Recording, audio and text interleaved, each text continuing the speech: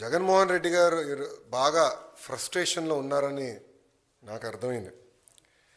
అధికారంలో ఉన్నప్పుడు దౌర్జన్యాలు, ఇంకో పక్కన అవినీతి అడ్డగోలుగా వ్యవహరించారు.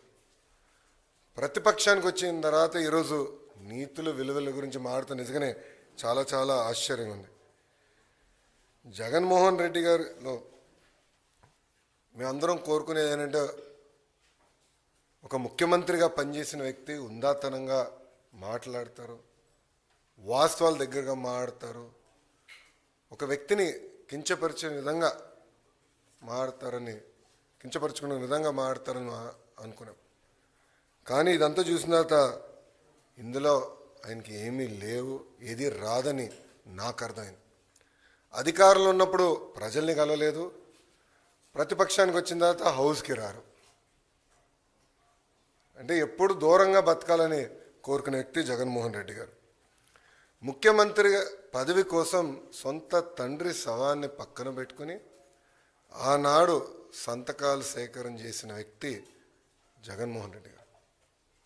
2019 ఎన్నికల్లో సొంత బాబాయిని లేపేసి మేమేదో చేశామన్న నింద మా పైన వేసిన వ్యక్తి జగన్మోహన్ రెడ్డి గారు. ఇంతేకాకుండా ఈరోజు ప్రభుత్వం పైన, బడ్జెట్ పైన, గౌరవ ఉప ముఖ్యమంత్రి గారి పైన మాట్లాడి చూస్తే నిజంగానే నాకు చాలా ఆశ్చర్యం వేస్తుంది. పరదాల ప్రభుత్వం ఈరోజు పోయింది.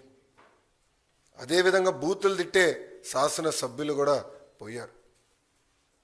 ఎప్పుడు లేని విధంగా ప్రజల కోరిక మేరకు ప్రజలకు ఏదైతే అవసరం ఉందో అది ఈరోజు బడ్జెట్లో మేము పెట్టుకుంటాం జరిగింది. ఎన్నికల ముందల వై నాట్ 175 అని పదే పదే చెప్పిన వ్యక్తి ప్రజలు 11 స్థానాలు ఇచ్చారు. ప్రజలే మీకు ప్రతిపక్ష హోదా ఇవ్వకూడదని నిర్ణయించుకున్నారు. అది ఆయన ఇప్పుడు కూడా తెలుసుకోకుండా నిన్న చెప్పా, వన్డే ముఖ్యమంత్రి అని. కరెక్ట్గా హౌస్ ప్రారంభమయ్యే రోజు మొదటి రోజు వస్తారు, నాకు ప్రత్యేక హోదా, క్షమించాలి, నాకు ప్రతిపక్ష నేత హోదా ఇవ్వాలి అని కోరుకుంటాడు, వెళ్ళిపోతాడు. మళ్ళీ ఎప్పుడు ఆయన కంపడరు. అలాంటి పరిస్థితి మనందరం చూస్తున్నాం. ఇప్పుడు ఆయన ఆలోచించాలి, ఎందుకు 11 స్థానాలు ప్రజలు ఆయనకి ఇచ్చారు. ఆయన ఆలోచించాలి, ఎందుకు సొంత తల్లి, చెల్లి, కార్యకర్తలు, నాయకులు ఆయన నమ్మట్లేదని. మొన్న బ్యాలెట్ ద్వారా దాదాపు 67% ఓట్లు కూటమి అభ్యర్థులు ఆల్పాటి రాజేంద్ర ప్రసాద్ గారు, ఇంకొక పక్కన రాజశేఖర్ గారు ఓట్లు సాధించారు.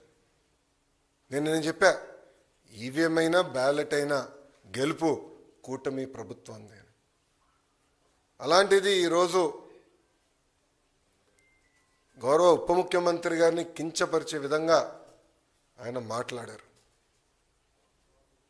ఆయన మాజీ ముఖ్యమంత్రి జగన్మోహన్ రెడ్డి గారు ఒకసారి ఆలోచించారు. మొన్న ఎన్నికల్లో ఆయనకు వచ్చిన మెజారిటీ ఎంత, గౌరవ ఉప ముఖ్యమంత్రి గారికి వచ్చిన మెజారిటీ ఎంత? మొన్న జరిగిన ఎన్నికల్లో వైకాపాకి ఎన్ని సీట్లు వచ్చినాయి, జనసేన పార్టీకి ఎన్ని సీట్లు వచ్చినాయో ఆయన ఒకసారి ఆలోచించాలి.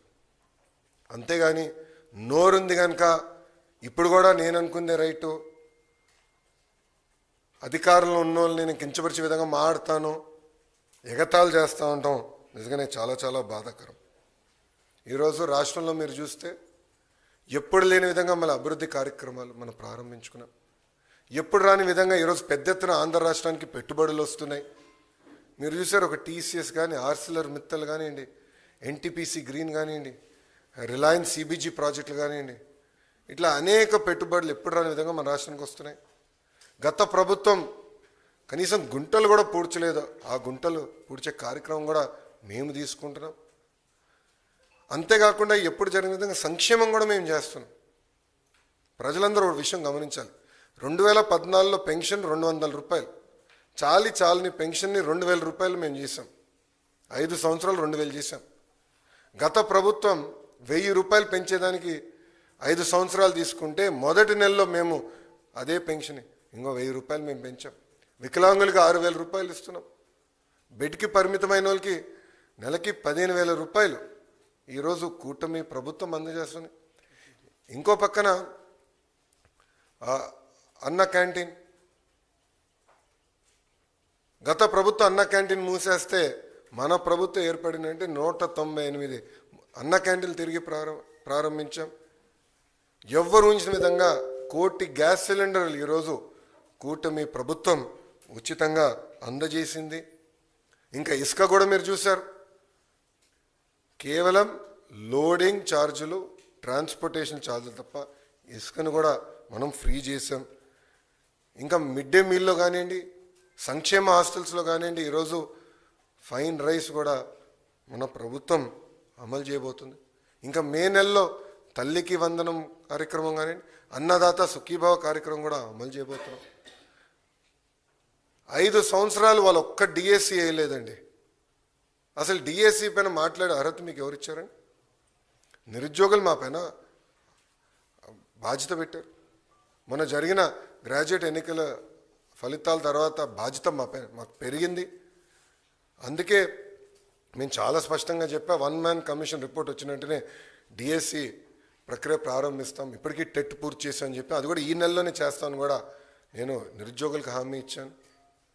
సో ఇట్లా ఇచ్చిన ప్రతి హామీ మేము ఒక పద్ధతి ప్రకారం నిలబెట్టుకుంటుంది కూటమి ప్రభుత్వం.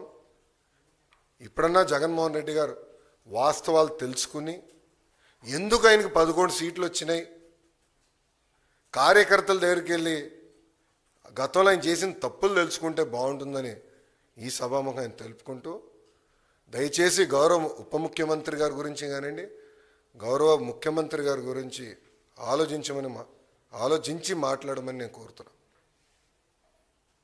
ఈరోజు ప్రజలు వాళ్ళని గెలిపించారు. ఎవరికి రాని మెజారిటీలతో వాళ్ళు గెలిచి ఒక ముఖ్యమంత్రిగా ఉప ముఖ్యమంత్రిగా ఉన్నారు. వాళ్ళని కించపరిచే విధంగా మటుకు మాట్లాడితే మేము సహించాం. చాలా ఫర్మ్గా మేము కూడా మాట్లాడతాం. మిమ్మల్ని వదిలిపెట్టే ప్రసక్తే ఉండదు. గౌరవం అనేది ఇచ్చిపుచ్చుకోవాలి తప్ప ఏదంటే అది వాగితే మటుకు ప్రభుత్వం ఇక్కడ ఏదో కూర్చుని మేము వింటామనుకుంటే చాలా పొరపాటు పడతారని ఆయన కూడా తెలియజేస్తూ, ఇప్పుడు మీడియా మిత్రులకి అయిన ప్రశ్నలు ఉంటే దానికి సమాధానం చెప్పేదానికి నేను సిద్ధంగా ఉన్నాను.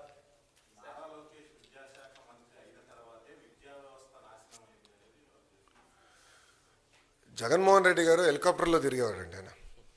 ఆయన పైన హెలికాప్టర్లో తిరుగుతుంటే కింద చెట్లు నరికిన రోజులున్నాయి. ఆయన హెలికాప్టర్లో తిరుగుతుంటే కింద ట్రాఫిక్ ఆపేసిన రోజులు కూడా ప్రజలు చూశారు. అందుకే వాస్తవాలు ఆయన తెలీదు. గత ప్రభుత్వం 5 సంవత్సరాలు 12 లక్షల మంది పిల్లలు ప్రభుత్వ పాఠశాలకు దూరం అయ్యారు. ఎందుకు అయ్యారో ఆయన సమాధానం చెప్పమనండి. ఐబీ స్కూల్ ఆయన పెట్టలేదు. ఐబీ వాళ్ళ దగ్గర ఒక రిపోర్ట్ తీసుకునేదానికి 5 కోట్ల రూపాయలు ప్రభుత్వం వృధా చేసింది. టోఫెల్ ఎక్కడ సక్రమంగా అమలు చేయలేదు. సిబిఎస్ఈ స్కూల్స్ తీసుకురాలేదు. సిబిఎస్ఈ ఎగ్జామ్కి మన పిల్లలు పంపిద్దాం అన్నారు. నేను మాక్ టెస్ట్ పెట్టా, అంటే నేను కూడా సిబిఎస్ఈ స్టూడెంట్. మాక్ టెస్ట్ పెట్టా. అది నేను చూసిన మాక్ టెస్ట్ నిర్వహించిన తర్వాత 90% మంది పిల్లలు ఫెయిల్ అయ్యారు. అప్పుడు నేను భయపడ్డా, ఎందుకంటే పిల్లలు రెడీగా లేరు. 3 సంవత్సరాలు పోస్ట్పోన్ చేసి పిల్లలు రెడీ చేద్దాం అనే లక్ష్యంతో పనిచేశాం. సో ఇప్పుడన్నా వాస్తవాలు తెలుసుకుని ఆయన మాట్లాడితే బాగుంటుంది. అయినా ఇంత చర్చ జరగాలంటే శాసనసభకు రావచ్చు కదండి. ఎవరు రావద్దు అంటున్నారు ఆయన? ఏంటమ్మా? మీడియా మిత్రులు మీరు అందరూ ఒకటి గమనించాలి. రోడ్లపైన పోలీసుల సంఖ్య తగ్గింది. పోలీసులు పెద్ద కంపట్ల, పరదాలు లేవు. ఎవరంటే వాళ్ళు ప్రశాంతంగా రావచ్చు. ఆయన ఒక పులివెందుల ఎమ్మెల్యేగా ఆయన హక్కులు ఉన్నాయి. ఆ హక్కులను వినియోగించుకోవచ్చు. హౌస్కి రావచ్చు. ప్రజల సమస్యల గురించి అక్కడ ప్రస్తావించవచ్చు. కానీ నిన్న ఎప్పుడైతే భారీ మెజార్టీతో కూటమి గ్రాడ్యుయేట్ ఎమ్మెల్సీలు గెలిచారో ఆయన భయం పట్టుకుని బెంగళూరు నుంచి ప్రత్యేక విమానం వేసుకుని పరిగెత్తుకుంటూ వచ్చి ఈరోజు ప్రెస్ మీట్ పెట్టారు. 2 రోజులు మళ్ళీ బెంగళూరుకి వెళ్ళిపోతాడు. నాకు ఎలాంటి డౌట్ వద్దు మీకు. కరెక్ట్గా 2 రోజులు ఉంటే 2 రోజుల తర్వాత బెంగళూరుకి వెళ్ళిపోతాడు. సో రమ్మని చెప్పండి, ఆయన్ని రమ్మని చెప్పండి. చట్టాన్ని ఉల్లంఘించి ప్రతిపక్ష హోదా ఇమ్మంటారు ఆయనకి? ఇప్పుడు జగన్మోహన్ రెడ్డి గారికి చట్టాన్ని ఉల్లంఘిస్తాం బాగా అలవాటు స్వామి. అందుకే అన్ని కేసులు ఉన్నాయి ఆయన పైన. ఇప్పుడు రూల్స్ ఏం చెప్తుంది? పార్లమెంట్ కానివ్వండి, అసెంబ్లీ రూల్ బుక్ చాలా స్పష్టంగా 10% ఉండాలి అని చెప్తుంది.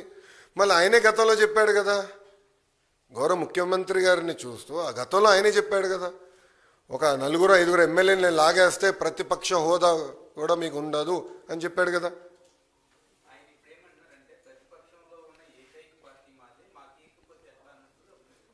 రమ్మని చెప్పండి సార్. ఐ థింక్ రోల్ 11 వాళ్ళకి కేటాయించాం. రోల్ 11లో కరెక్ట్గా 11 మంది కూర్చోవచ్చు. రమ్మని చెప్పండి, చర్చిద్దాం. వాళ్ళకున్న సంఖ్య ప్రకారం, అంటే ప్రజలు నిర్ణయించిన సంఖ్య ప్రకారం టైము వస్తుంది అని మాట్లాడచ్చు. ఎవరు మాట్లాడొద్దన్నారు? ప్రతి సభ్యుడికి స్పీకర్ గారు మైక్ ఇస్తున్నారు, డిప్యూటీ స్పీకర్ గారు మైక్ ఇస్తున్నారు.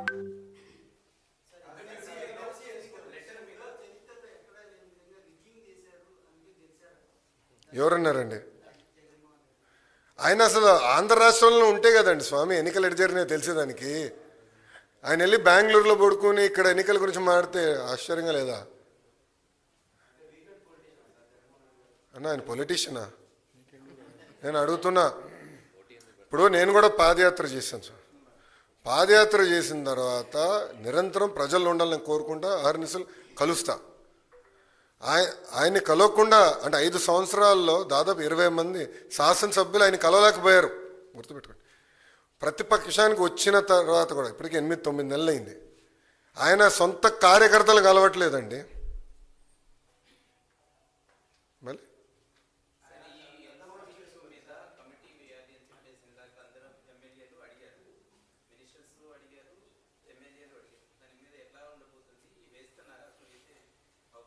అది స్పీకర్ గారు ఇవ్వాల్సిన డైరెక్షన్.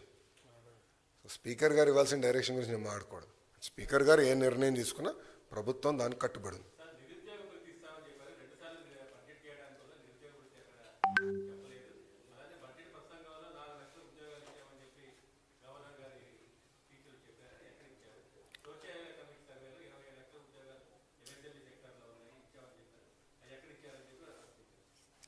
చాలా స్పష్టంగా మేము చెప్పింది, మొదటి హామీ 20 లక్షల ఉద్యోగాలు కల్పిస్తాం అనేది మన ప్రభుత్వం అధికారంలో రాకుండా ముందు ఇచ్చిన హామీ. మీరు నా స్పీచ్ కూడా చూడండి. బోత్ ప్రైవేట్ ప్రభుత్వం కలిపి 20 లక్షల ఉద్యోగాలు కల్పిస్తామని మేము చెప్పాం. మీరు చూస్తే ఇప్పటికీ 6 లక్షల కోట్ల పెట్టుబడికి మేము ఒప్పందాలు కుదిరించుకున్నాం. అవన్నీ ఇప్పుడు గ్రౌండింగ్ అవుతున్నాయి. తద్వారా 4 లక్షల మంది యువతకి ఉద్యోగాలు కల్పిస్తామని మేము చెప్పాము. అది స్పీచ్లో ఉంది. మొన్న కూడా కౌన్సిల్లో నేను చూపించానండి. ఇప్పుడు ఒకటి సూటిగా ఆయన ప్రశ్నిస్తున్నా, 5 సంవత్సరాల్లో మీరు తీసుకొచ్చిన కంపెనీలు ఎన్ని? ఆయనే సమాధానం చెప్పమనండి. ఎంతమందికి ఆయన ఉద్యోగాలు కల్పించాడు? ఆయనే సమాధానం చెప్పమనండి. ఎందుకు ఈ గోలంతా? చెప్పుకునే స్థాయి ఒక్క కంపెనీ తీసుకొచ్చాడు ఆయన? ఎక్కడ స్వామి 40 లక్షల మందికి ఉద్యోగాలు కల్పిస్తే అసలు నిరుద్యోగుల సమస్య ఎందుకుంటుంది? ఎక్కడ కల్పించాడు? ఎవరు కల్పించాడు? ఆయన బ్రేక్ డౌన్ ఇమ్మని చెప్పండి. అది చెప్పకుండా గాలికి వచ్చే లెక్కలు చెప్తే ఎట్లండి?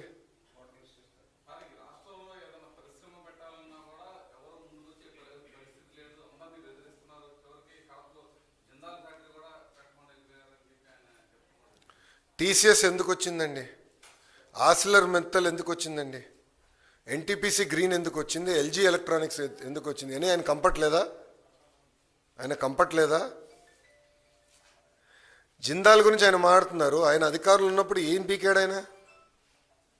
కడప స్టీల్ ప్లాంట్ పనులు ఎందుకు ముందరికి వెళ్ళలేదు ఆయన అధికారులు ఉన్నప్పుడు? పోలవరం పనులు ఎందుకు ముందరికి వెళ్ళలేదు ఆయన అధికారులు ఉన్నప్పుడు? అమరావతి పనులు ఎందుకు ఆపేశాడు ఆయన అధికారులు ఉన్నప్పుడు? దానికి స్పష్టంగా సమాధానం చెప్పమనండి. అది చెప్పకుండా ఏదంటే అది వాగితే ఎట్లా ఒప్పుకుంటాం? వాస్తవాలు దగ్గర ఉండాలి కదా. ఆయన ఎప్పుడు లేని విధంగా పెట్టుబడులు ఆంధ్ర రాష్ట్రానికి వస్తున్నాయి. మళ్ళీ ఇన్వెస్ట్మెంట్ మ్యాప్ పైన ఆంధ్ర రాష్ట్రం వచ్చింది. ఇప్పుడు ఒక్కొక్క కంపెనీ గ్రౌండ్ చేసుకుంటూ మేము వెళ్తున్నాం. అది మా పైన ఉన్న బాధ్యత కదా. ఏదండి?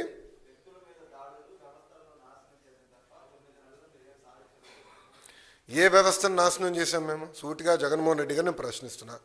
ఏ వ్యక్తి పైన మేము దాడి చేశాం?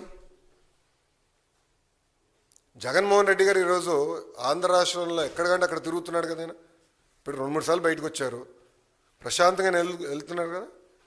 ఆయన గేటుకి మేము తాడు కట్టలేదే, ఆయన వెళ్తున్న వాహనాలపైన చెప్పులు మేము వేయలేదే. ఆనాడు చంద్రబాబు నాయుడు గారు పల్నాడు ప్రాంతానికి వెళ్ళాలంటే గేట్కి తాడు కట్టారండి. అంతేకాకుండా ఏకంగా అమరావతిని సందర్శించేదానికి మేము అందరం బస్సులో వెళ్తుంటే వైకాపా కార్యకర్త చెప్పు ఆ బస్ మీద ఇసిరేశాడు. అప్పుడున్న డీజీ ఏమన్నాడండి, ప్రజాస్వామ్యంలో ఎక్స్ప్రెషన్ అంటే ఇది ఫ్రీడమ్ ఆఫ్ ఎక్స్ప్రెషన్ అంటే చూడండి ఏ స్థాయికి వెళ్ళారు. వాళ్ళు తప్పులు గతంలో చేశారు, దానికి వాళ్ళు చిక్కుంటున్నారు. దానికి మేమేం చేయగలుగుతాం? చట్టం దాని పని చేసుకుంటూ వెళ్తుంది.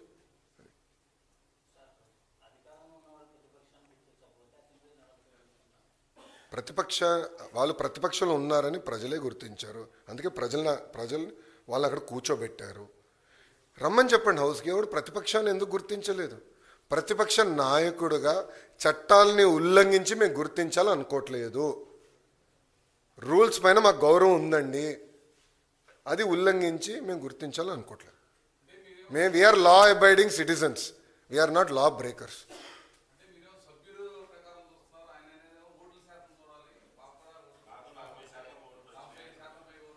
మన రూల్ బుక్ ఏమంటుందండి? ఇప్పుడు ఇదే అంటే జగన్మోహన్ రెడ్డి గారు ఛాన్స్ ఇస్తే prevention of money laundering act తీసేస్తాడు. ఇదే ఛాన్స్ కానీ జగన్మోహన్ రెడ్డి గారికి ఇస్తే సిబిఐని రద్దు చేస్తాడు, సిఐడిని మూసేస్తాడు ఆయన. ఎందుకంటే ఆయన దందాకి అడ్డొస్తున్నారు కదా వీళ్ళు. రూల్ బుక్ ఏం చెప్తుంది? 10% ఉండాలి. ఇప్పుడు ఒక విషయం చెప్తున్నానండి, నేను ఎమ్మెల్యేగా గెలవపోతే నేను హౌస్కి రావాలనుకుంటే ఎట్లా అండి? ఇప్పుడు ఒక్క ఓటుతో ఓడిపోయినా ఓటు మీయే, ఒక ఓటుతో గెలిచినా గెలుస్తామే. ప్రజలు నిర్ణయిస్తారు. That is the beauty of democracy. ఇప్పుడు అరవింద్ కేజ్రీవాల్ గారు ఓడిపోయారు, నేను అసెంబ్లీకి రావాలని అంటే నాకు ఇంత పర్సెంటేజ్ ఓటింగ్ వచ్చింది, 40% ఓట్లు నాకు వచ్చింది, నేను హౌస్లోకి వస్తాను, అసెంబ్లీలోకి వచ్చి కూర్చుంటానంటే ఎట్లా అవుతుందండి? ఇది ఒక సిస్టమ్ ఉంది డెమోక్రసీలో. ఆ సిస్టమ్ మనం అందరం పాటించాలి కదా.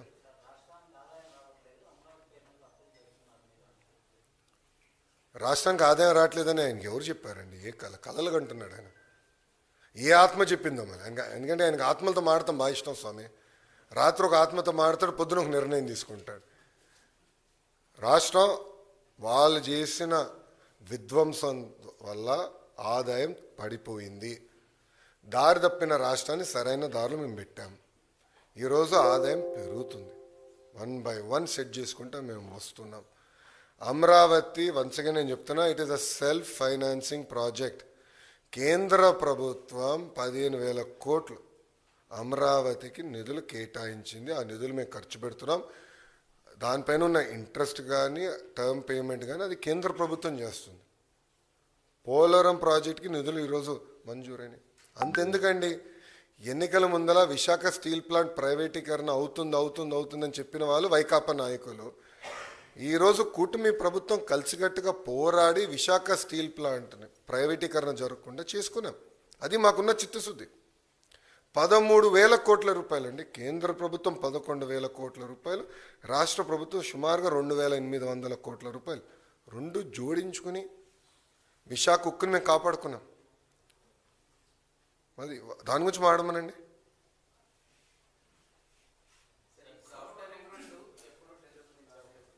అది మంత్రి నారాయణ గారు సమాధానం చెప్తారు. నాకు అంత ఐడియా లేదమ్మా.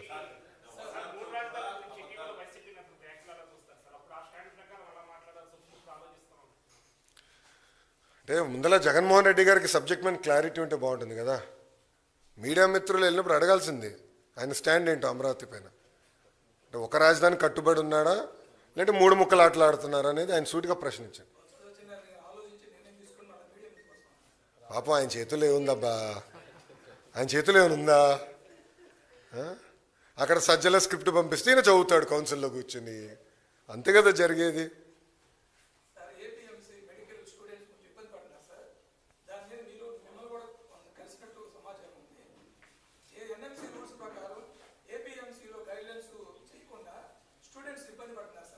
No. We are following NMC rules. We are strictly following NMC rules.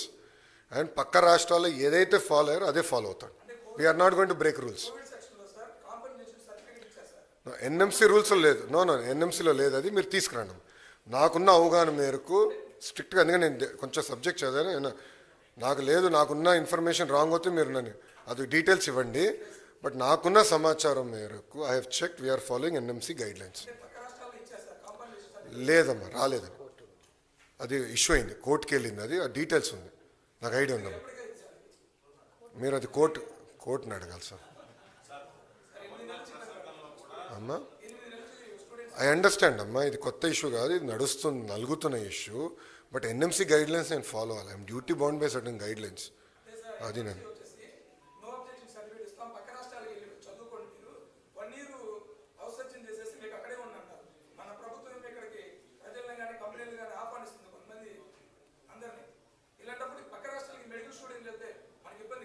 Sir, let me follow the rules, the guide lines laid down.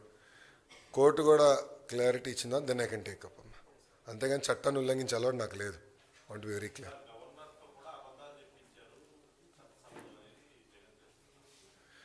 అమ్మా మీరు గమనిస్తే వాస్తవాలే గవర్నర్ గారు పలికారు, చాలా క్లారిటీగా ఉంది. స్పీచ్ పైన కూడా కౌన్సిల్లో వాళ్ళు దుష్ప్రచారం చేయాలని ప్రయత్నించినప్పుడు నేను చాలా స్పష్టంగా చదివి చెప్పాను. దాని తర్వాత నన్ను సోషల్ మీడియాలో కూడా పెట్టి ఉద్యోగాలు ఇవ్వలేదు అని ట్రోల్ కూడా చేశారు. But I stand by my word. అవాస్తవాలు చెప్తాం మాకు అలవాటు లేదు. ఏముంది దాంట్లో, చాలా స్పష్టంగా ఇన్ని లక్షల కోట్ల పెట్టుబడి, దీని ద్వారా ఇన్ని లక్షల మందికి ఉద్యోగాలు వస్తాయి అని చాలా స్పష్టంగా పేర్కొన్నా. దాని మీద కట్టుబడినా.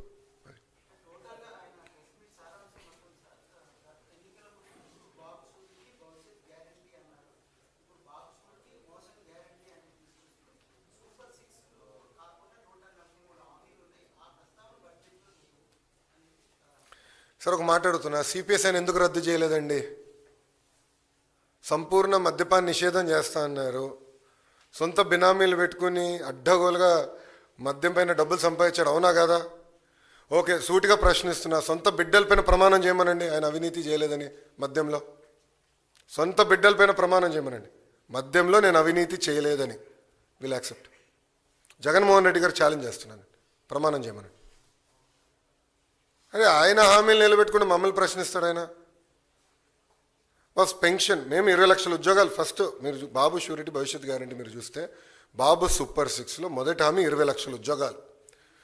చాలా స్పష్టంగా ప్రైవేట్ ప్రభుత్వ రంగంలో అని చెప్పాం. మేము ప్రైవేట్ రంగంలో పెద్ద ఎత్తున పెట్టుబడులు తీసుకొచ్చాం, ఇంకా తీసుకొస్తాం. Number 2 TET నిర్వహించాం.